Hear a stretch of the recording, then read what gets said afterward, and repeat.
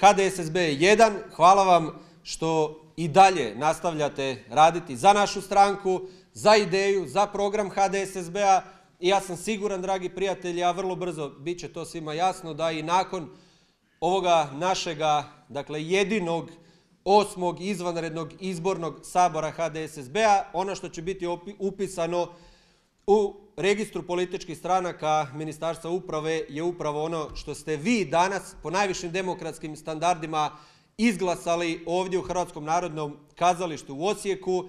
I na kraju još jednom vas pozivam i molim da idemo zajedno nastaviti raditi za interese našega zavičaja, naše Slavonije, Baranje, Srijema i Podravine, naših 5 slavonskih županija, jedine nam domovine Hrvatske, jer svojim dolaskom i svojim radom dokazali ste da je snažna regionalna politička opcija, kao što smo to mi, kao što je to HDSSB, potrebna našem zavičaju, ali potrebna i našoj jedinoj domovini Hrvatskoj. Stoga idemo u nove pobjede. Ovo je nova stranica u povijesti HDSSB-a, ovo je, rekao bih, novi početak i idemo zajedno ojačati našu stranku i prije svega ostvariti dobar rezultat na predstojećim lokalnim izborima, a onda i u buduće na svim nadolazećim izborima. To možemo samo zajedno. Hvala vam lijepo.